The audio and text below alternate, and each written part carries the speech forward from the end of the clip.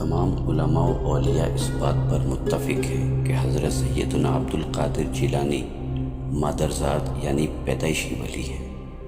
آپ کی یہ کرامت بہت مشہور ہے کہ آپ ماہ رمضان المبارک میں طلوع فجر سے غروب آفتاب تک کسی بھی وقت دودھ نہیں پیتے تھے، اور یہ بات گیلان میں بہت مشہور تھی۔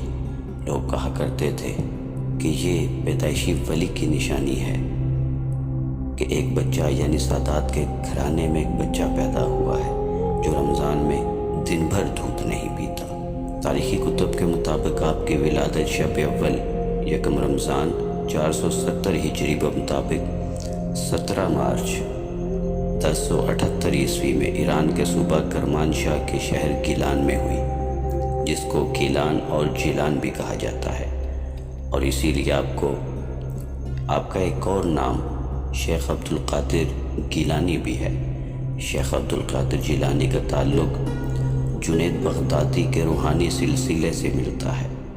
آپ کی خدمات و افکار کی وجہ سے شیخ عبد القادر جیلانی کو مسلم ممالک میں غوث اعظم دستگیر بھی کہا جاتا ہے۔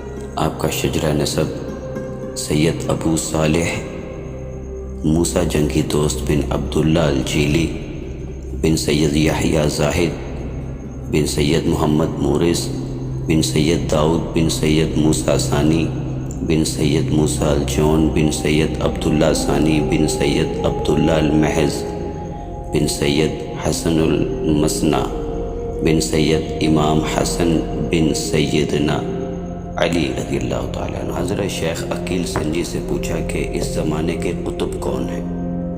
فرمایا اس زمانے کا قطب مدینہ منورہ میں پوشیدہ ہے، سوائے اولیاء اللہ کے اسے کوئی نہیں جان۔ پھر عراق کی طرف اشارہ کر کے فرمایا کہ اس طرف سے ایک اجمی نوجوان ظاہر ہوگا، وہ بغداد میں واز کرے گا، اس کی کرامتوں کو ہر خاص و عام جان لے گا، اور وہ نوجوان فرمائے گا کہ میرا قدم تمام اولیاء اللہ کی گردن پر ہے۔